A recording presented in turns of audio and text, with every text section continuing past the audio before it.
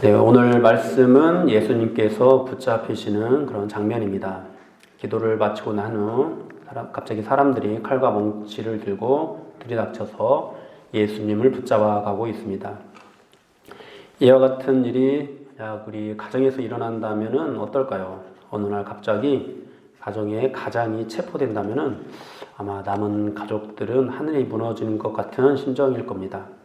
지금 제자들도 그런 상황 가운데 놓이게 되었습니다. 제자들이 볼 때 이해할 수 없는 상황입니다. 제자들은 지금 예수님을 메시아로 믿고 있죠. 만일 예수님이 하나님의 아들이라면 하나님께서 예수님을 이기게 하실 것이다. 예수님을 보호하실 것이다. 승리하게 하실 것이다. 이런 기대를 하고 있습니다. 그런데 현실은 전혀 그 정반대의 상황이 펼쳐지고 있습니다. 우리도 신앙생활을 하다 보면 이런 일을 만나게 되는데요. 하나님이 살아계시다면 선이 이기고 악이 패하는 일이 일어나야 하는데 오히려 악이 선을 이기는 모습을 보게 되는 것이죠. 이런 일이 있을 때면은 이제 신앙의 회의가 들기도 합니다. 그래서 믿음을 버리고 도망쳐 버리기도 합니다. 오늘 본문의 제자들이 그렇게 했죠. 그런 상황 가운데 놓여 있는 사람들에게 오늘 본문이 주는 교훈은 무엇일까요? 먼저 우리가 짚고 넘어가야 할 것은 이 모든 상황들이 전혀 예상하지 못한 일이 아니라는 겁니다. 주님은 이 모든 일이 일어날 것을 미리 알고 있었습니다. 예측하는 정도가 아니라 정확하게 다 알고 계셨습니다. 그런데 그 일을 피하지 않으셨습니다. 왜냐하면 우리를 구원하셔야 했기 때문입니다. 하나님께서는 성도들이 겪는 고난도 모르지 않으십니다. 모든 일들을 정확히 알고 계십니다. 참새가 땅에 떨어지는 것도 하나님께서 허락하시지 않으면 일어나지 않습니다. 하나님은 우리의 머리털까지도 세시는 분이십니다. 그런데 왜 하나님께서는 성도에게 고난을 허락하시는 것일까요? 하나님께서는 성도들을 보호하시지 않는 것일까요? 그렇지 않습니다. 우리 하나님은 당신의 백성들을 독수리가 날개로 새끼를 품듯이 그렇게 보호하십니다. 선한 목자가 양들을 위하여 목숨을 버리는 것처럼 그렇게 보호하십니다. 그런데 왜 그런 보호를 받고 있는 성도들이 고난을 겪게 되는 것일까요? 베드로전서에서 이렇게 말씀합니다. 너희는 말세에 나타내기로 예비하신 구원을 얻기 위하여 믿음으로 말미암아 하나님의 능력으로 보호하심을 받았느니라. 하나님의 보호하심은 우리의 성공이나 신체의 안전을 지켜주는 데 있지 않습니다. 구원을 이루어 주는 데 있다고 그렇게 말씀을 하고 있습니다. 하나님께서는 우리를 구원하시기 위해서 지금 독생자 예수 그리스도가 십자가를 지게 하고 있습니다. 또한 우리를 구원하시기 위해서 우리에게 고난을 허락하십니다. 성경은 결코 고난 없는 성도의 구원을 말씀하지 않습니다. 오히려 성도는 반드시 고난을 겪게 된다고 말씀을 합니다. 이런 고난 속에 우리를 구원하시는 하나님의 보호하심이 있게 되는 것이죠. 이것을 믿는다면 우리는 고난 속에서 어떻게 해야 할까요?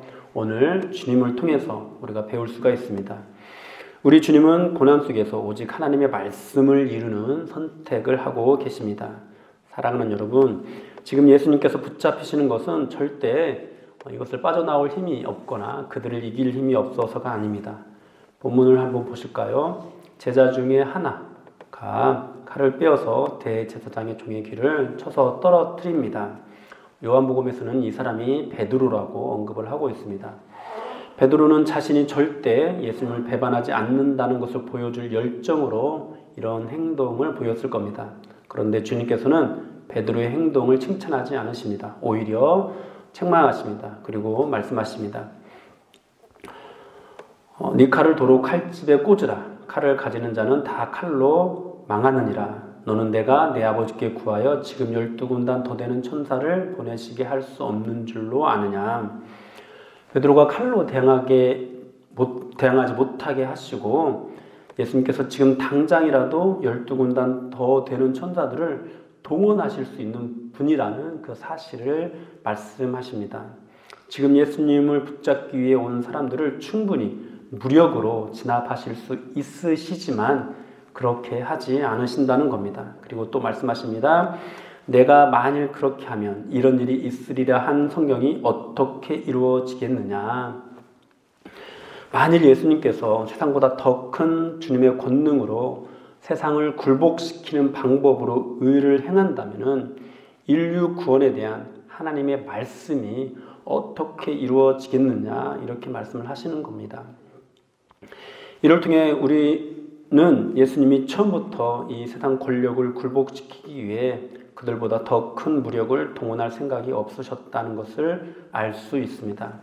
예수님의 목적은 오직 성경에서 말씀한 온 인류의 구원을 위한 길, 십자가의 길을 가는 것이었습니다. 여러분, 만일 우리 주님께서 하늘의 천사를 동원하셔서 세상을 굴복시키셨다면 어땠을까요? 세상의 악한 것을 심판하시는 일은 이루실 수 있으셨을 겁니다. 바라보는 사람은 시원할 수 있었겠죠. 드디어 이스라엘의 타락한 종교 지도자들, 그리고 이스라엘을 압제하는 로마가 하나님의 권능 아래 멸망하는구나. 그러나 여러분, 만일 주님께서 그렇게 하셨다면 과연 제자들은 어떻게 될까요? 거룩하신 하나님의 잣대로 판단하실 때 과연 대제사장과 바리새인 그리고 로마 이들과 제자들이 다른 존재인가요? 그렇지 않습니다.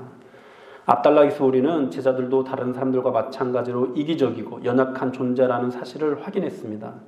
만일 주님께서 힘으로 세상을 심판하셨다면 제자들도 동일하게 심판의 대상이 될 뿐 구원의 대상이 될 수는 없는 것이었습니다. 다음 말씀을 볼까요? 55절, 56절을 보면은요, 이 모든 것들이 선지자들의 글을 이루려 하심이라고 말씀을 하십니다. 성경이 이루어지는 현장에서 또 제자들은 모두 뿔뿔이 흩어져 도망쳐 버립니다. 사랑하는 여러분, 오늘 이 모든 이야기 속에서 보면은 주님은 세상 권력에 어쩔 수 없이 굴복하시는 것이 절대로 아닙니다. 이 모든 일을 당하시는 것은 오직 하나님의 뜻을 행하시기 위함입니다. 주님께서 지금까지 행하셨던 일들을 한번 떠올려 보십시오. 담대하게 하나님의 말씀을 전하셨습니다. 말씀을 전할 때는 사람들이 무슨 권세로 그런 말을 하느냐고 물을 정도로 위험 있게 세상의 타락한 종교 지도자들을 책망하셨습니다. 말씀을 전하시는 모습을 보면은 마치 금방이라도 그 사람들을 심판하실 분 같아 보였습니다. 그러나 그분의 삶은 어떠하셨나요? 그분의 삶은 권세 있는 모습이 아니었습니다. 주님은 주님의 능력으로 세상을 굴복시키지 않으셨습니다. 그 힘을 오직 세상을 섬기는 데만 사용하셨습니다. 사람들이 예수님을 박해하고 죽이려 할 때 그 일을 대비하기 위해 힘 있는 자들에게 가거나 사람들을 모아 세력을 키우는 일을 하지 않으셨습니다. 오히려 죄인들과 소외받는 사람들에게 가셨습니다. 그리고 세상의 권력 앞에서는 한없이 무기력한 모습을 보이셨습니다. 세상이 저지르는 악한 일에 그냥 순응하셨습니다. 왜 그렇게 하셨습니까? 하나님의 말씀을 이루시기 위함입니다. 우리의 구원을 이루기 위함입니다. 세상의 힘과는 전혀 다른 차원의 권세로, 능력으로 사탄의 머리를 상하게 하기 위함입니다. 사랑하는 여러분, 우리가 예수를 믿는다는 것은 바로 이런 주님을 믿는 것입니다. 예수를 믿는다는 것은 결코 이전에 없던 힘을 얻게 되는 것이 아닙니다. 이전에 없었던 권세로 나와 생각이 다른 사람들을 굴복시킬 수 있게 되는 것이 아닙니다. 하나님의 말씀을 전할 때는 지극히 높고 거룩하신 하나님의 뜻으로 강력하게 그리고 담대하게 전하되 삶으로는 누군가를 굴복시키는 방법이 아니라 세상에 순응하고 때로는 세상의 억압을 받으면서 다만 나는 하나님의 말씀을 이루는 삶을 살아내는 것, 오직 믿음으로 살아내는 것입니다. 예수님처럼 말씀을 전할 때는 권세 있는 모습으로, 그러나 삶의 행위로는 섬기는 자의 모습으로 살아가는 것, 이것이 바로 믿음인 것입니다. 우리 주님은 지금 반드시 변화되어야 되는 세상 속에서 세상을 변화시키거나 굴복시키는 길을 가지 않고 있습니다. 세상을 구원하는 길을 가고 있습니다. 제자들을 끝까지 사랑하는 길을 가고 있습니다. 그리고 주님을 따르는 제자들도 주님처럼 세상을 구원하는 길, 세상을 끝까지 사랑하는 길을 가기를 원하고 계십니다. 여러분, 그렇게 만약에 제자들이 스스로 낮아지는 길을 갈 때 어떻게 될까요? 하나님께서 그들을 어떻게 해주셨죠? 하나님이 그들을 높여주셨습니다. 그리고 또 오늘 본문의 주님도 그렇게 낮아지는 길을 가실 때 하나님께서 주님을 지극히 높여서 모든 무릎이 주님 앞에 꿇게 하셨습니다. 하나님께서 주님을 모든 이름 위에 뛰어난 이름을 얻게 하셨습니다. 우리도 이와 같이 주님 가신 길을 간다면은 지극히 높아지고 모든 이름 위에 뛰어난 이름을 얻게 될 줄로 믿습니다. 기독교 역사를 보면은요, 실제로 하나님께서 교회에 그런 은혜를 주시는 사례가 많이 있습니다. 초대교회는 처음에는 세상 가운데서 가장 연약한 모습이었습니다. 연약한 가운데 끝까지 믿음의 길을 갖고 성도는 점점점 더 늘어났습니다. 시간이 흘러서 어떻게 되었습니까? 교회를 하나님께서 지극히 높여주셨습니다. 교회의 권세 앞에 모든 세상의 권세들이 무릎을 꿇게 하셨습니다. 이 일은 교회가 스스로 한 일이 아닙니다. 하나님께서 이루어 주신 일입니다. 한국 교회를 보면은 지난 100년 동안 비슷한 일을 경험했습니다. 처음 시작은 너무도 연약했지만 8, 90년대를 지나면서 부와 명예를 얻게 되었습니다. 이것을 교회 스스로가 한 것이 아니죠. 하나님께서 이루어 주신 것이었습니다. 그런데 교회가 힘을 얻고 높아지게 되면서 어떻게 되었습니까? 교회는 지극히 높아지는 일, 세상의 모든 무릎을 꿇게 하는 일을 하나님께서 이루어 주시는 길을 가지 않고 스스로가 그 일을 이루는 길로 가려고 했습니다. 그 일을 교회 스스로가 이루어지는, 교회가 스스로 살아나는 길을 갔습니다. 스스로 높아지는 길을 갔습니다. 스스로 세상을 무릎 꿇리는 길을 갔습니다. 그래서 세상의 힘을 쫓아갔고 부를 쫓아갔습니다. 섬기고 낮아지는 길을 선택하기보다도 높아지는 길, 굴복시키는 길을 선택했습니다. 하나님의 뜻을 행한다고 하면서 세상보다 더 큰 힘을 동원하여 세상을 굴복시키려는 길을 가려는 사람들을 우리는 오늘날에도 언론 매체를 통해서 보고 있습니다. 이런 교회는 이제 어떻게 될까요? 과거 중세의 교회는 오랜 기간의 핍박을 지나서 하나님께서 지극히 높여주시는 은혜를 입었는데요. 나중에 교회 스스로의 힘으로 로마 황제까지도 무릎을 꿇게 만들어 버렸습니다. 그랬던 중세 교회가 어떻게 되었는지 우리는 잘 알고 있습니다. 교회가 세상을 굴복시키는 일이 좋은 것이 아닙니다. 교회는 그냥 하나님의 말씀만 높이는 길을 가야 합니다. 교회가 스스로 높아지는 길을 가는 것은 하나님의 뜻이 아닙니다. 말씀은 높이고 교회는 낮아지는 것이 말씀을 이루는 길입니다. 하나님께서는 시대에 따라서 세상이 교회에 복종하게 하시기도 하고 때로는 교회가 억압받게 하기도 할 것입니다. 그러든 말든 교회는 항상 하나님의 말씀을 이루는 길을 가야 합니다. 그러면 어느 순간 하나님께서 교회를 지극히 높여주게 되는 것을 보게 되는 것입니다. 그리고 그렇게 교회가 높아졌을 때 특히 조심해야 합니다. 그 복종시키는 일을 교회 스스로가 하지 않도록 모든 권세를 버리고 더욱 낮아지려는 노력을 해야 합니다.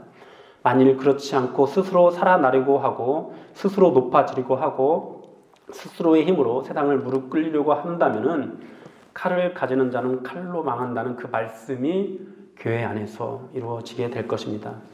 사랑하는 여러분, 개인도 마찬가지입니다. 여러분은 주님께서 이 땅에 세워놓은 주님의 교회입니다. 하나님의 거룩한 말씀을 더욱 높이 세우는 삶을 살아가십시오.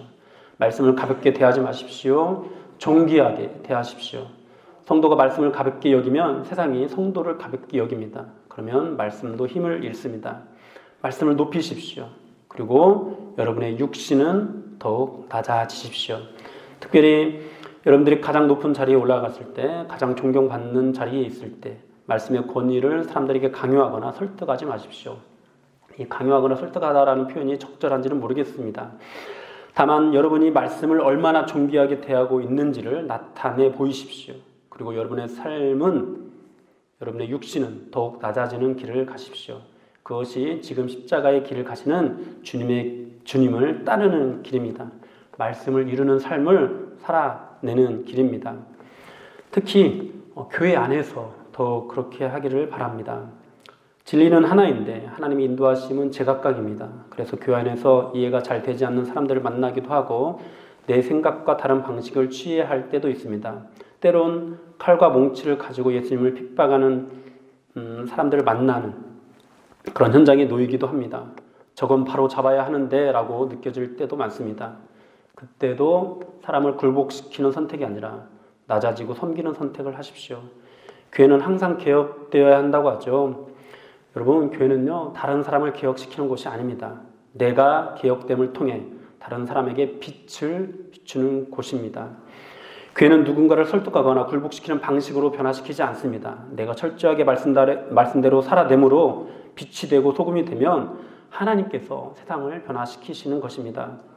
사람은 씨앗을 심고 물을 주는 일만 할 수 있을 뿐인데 자라나게 하시는 분은 오직 하나님이신데 자라나게 하는 그 일을 사람이 하려고 하면은 안 되지 않겠습니까? 그래서 교회 안에서 이루어지는 모든 일은 인내가 필요한 법입니다. 사랑하는 여러분, 주님은 우리에게 네가 얼마나 다른 사람을 변화시켰니? 얼마나 다른 사람을 설득했니? 너는 얼마나 교회를 변화시켰니? 라고 묻지 않으실 겁니다. 그래, 세상이 변화되어야 되는지를 나도 안다. 그런 세상에서 너는 믿음으로 살아냈니? 말씀을 강요하는 삶이 아니라 말씀을 이루는 삶을 살아내었니? 라고 물으실 것입니다. 부디 주님이 가신 길을 따라 칼과 몽치로 무장한 세상이 판을 치는 이 세상에서 변화시키고 설득시키는 삶이 아니라 여러분이 빛이 되고 소금이 되는 삶, 말씀을 이루는 삶을 사는 여러분들이 되시기를 주님의 이름으로 축복합니다. 이제 우리 같이 기도하실 때